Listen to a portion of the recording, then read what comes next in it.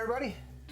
Welcome. Welcome to another episode of Bourbon Booze. It's Tuesday, it's Whiskey Day, and not only is it Whiskey Day, but a day I have been long looking forward to. So hopefully you enjoy this episode. Make sure you do hit that like and subscribe. It means a lot to us. Today we're going to visit a whiskey that I actually visited the distillery. Many of you know, and at the time of recording this, I'm in England.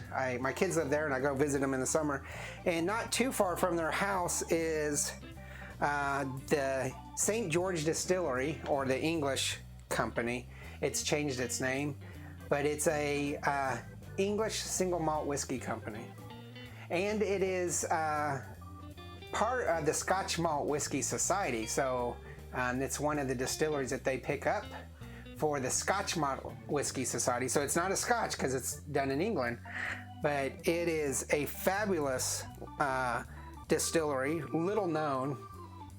It's part of the royal line, so it's one that the royal family chooses cask from. In fact, I got to see Prince Charles' personal cask, soon to be King Charles maybe, but I got to actually, touch his personal cask and his signatures on it and stuff.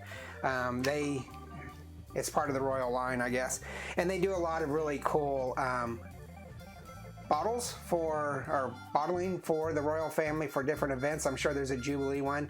Hopefully my daughter and I have visited already this week, or we're about to, because it is on our what's it called? Bucket list? No, I've already been there. It's on our itinerary. Because like I say, it's not that far from our house, maybe 30-minute drive. And I don't know, I usually close my eyes when we're driving because they drive on the wrong side of the road and the roads are like only this wide. So I'm like, and I was going to say, I used to live in St. George, and you used to live not far from St. George, and they would never allow a distillery. Right. But that's a completely different St. George. Yeah. And now this is not to be confused with St. George Distillery out of California, the U.S. St. George. Yes, which does B&E, breaking and entering. You can see that episode. It's up there above your head, Andy. But we've done a St. George from California. And now I wouldn't be surprised if St. George, where we used to live, would allow a distillery, because it's gotten pretty... He's talking about St. George, Utah.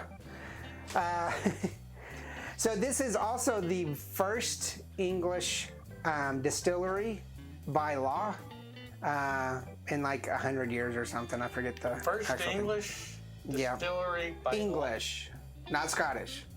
So England had a prohibition, just like the U.S., for a long time, and it's the first English distillery.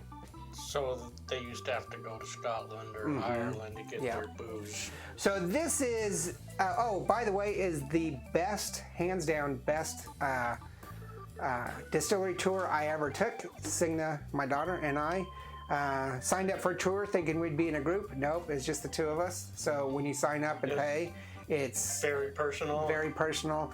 The tour guide, a little lady there, older lady, was just really amazing and awesome, and it was a great tour. So if you're ever in the Cambridge, West Anglia or East Anglian area of England, just northeast of London, you definitely have to hit it up. It is amazing. So let's get on with this. This is the original English company original. So this is their flagship mainstay. It is a single malt whiskey, non-chill filtered, 43% or 86 proof,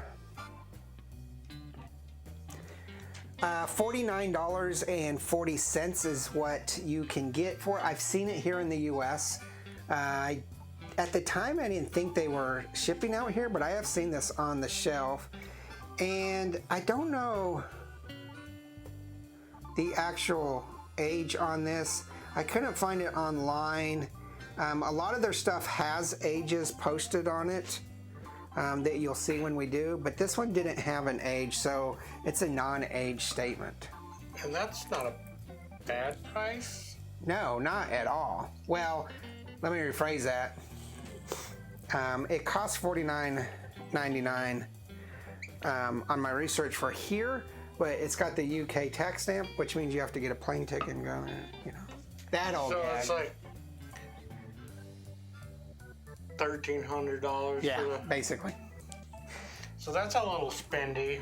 And their whiskeys also do that too. So when you go to the distillery where they have a lot more than what is offered here, they go from, you know, the 50 pounds, boom, boom, boom, boom, boom, boom, up. And they have a collector series that people are always collecting. Usually the Royal series that are for specific events. That's like I say, there's probably one for the Jubilee. That's what I was going to say. The big Jubilee is happening, so Yeah.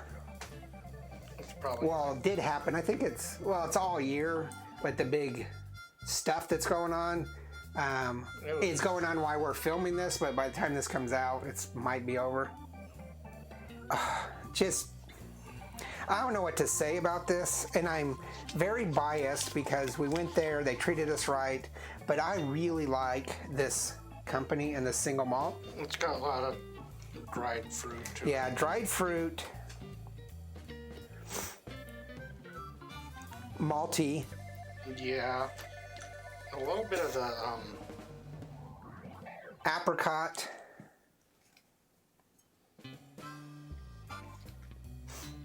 I want to say that sweetness, like the maple syrup kind of... Okay. I'm thinking vanilla. It actually does have some of that leather to it. Yeah. It's got quite a bit going on. Yeah, it does. It has a lot going on. But it smells like, I mean, anybody out there blind tasting would mistake this for a scotch. Yeah, definitely.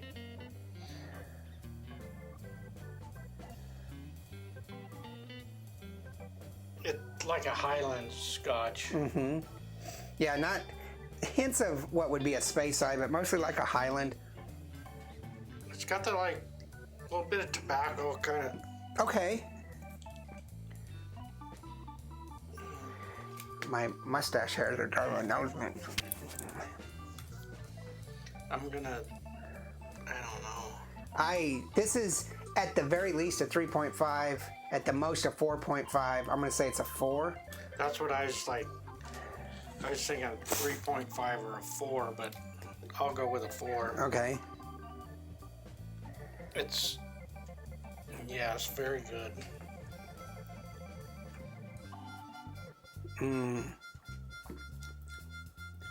Got the cooling effect. I want to try something. Going on your hands for? Oh, we're doing the whole smelling it. Yes.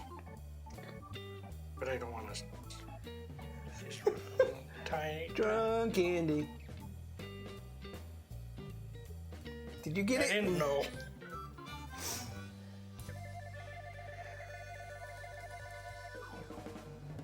There you go. Oh, that's. Now the 150 yards you have to drive home, you're gonna get pulled over and smell like. Oh. This is the first time I did it. Yeah. It's got a very earthy. Yeah. So what he's doing is diffusing the aroma by doing that. You can get the same effect at the end when your glass is empty. Just wait a few minutes and then come back to it. It's kind of like in the morning when you forget to wash your Glencairn in your whiskey glass, and you go back and you can smell that deep stuff of I don't know, like if it's a bourbon, it's going to have that deep leathery tobacco. Totally malted like beer smell. Okay. Yeah. I think it's quite malty.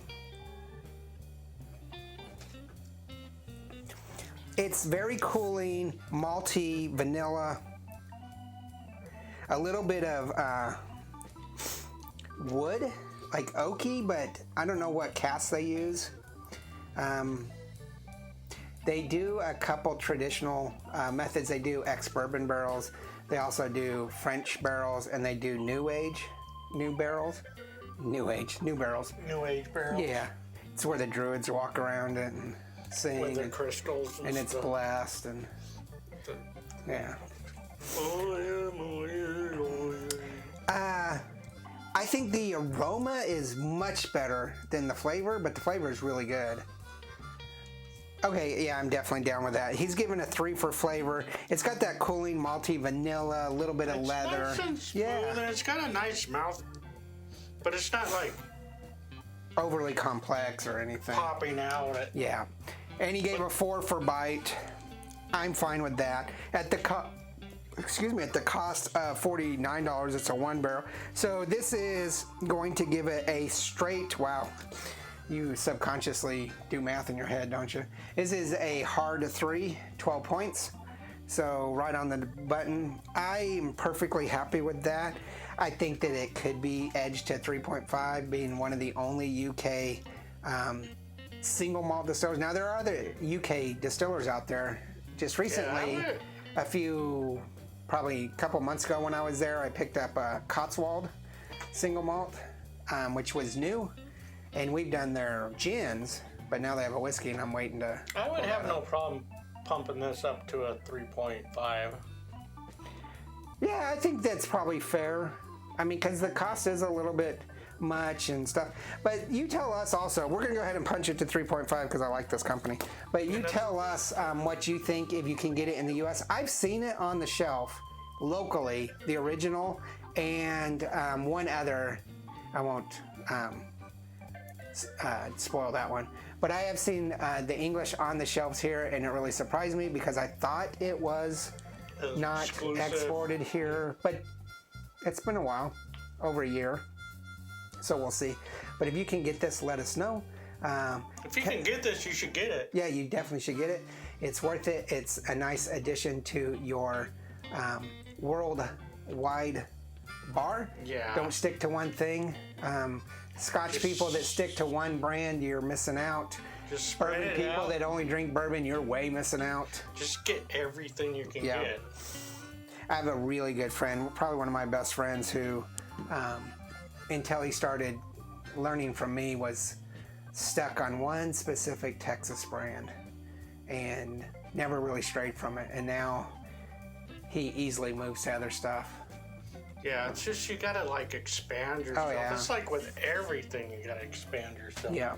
If you ever come to my bar, you will find whiskeys from all over the world, minus 2 notable places, which are driving me crazy. We don't have any Australian or Indian. So, You got New Zealand? well, I meant Australia, New Zealand, but we don't have any Indian either. But otherwise, we have, stuff from Taiwan and Japan and all over Europe and parts of like Russia and stuff like that. So you're just gonna have to The Eastern Bloc. Eastern Bloc. Yeah. Mexico, Canada, the U.S. You guys got to try it. You got Belize? I don't think Belize has a whiskey, I bet they do. but we have liquor from all over the world. All right, so tell us what you think. Make sure you do hit that like, subscribe. It means a lot to us. Check out Instagram, Facebook, Twitter, TikTok, and our merchandise. And before we blab too much longer, remember there's no bad whiskey. There's only good whiskey and great whiskey. This is good whiskey. Good whiskey. Laters. You can say cheers. Cheers.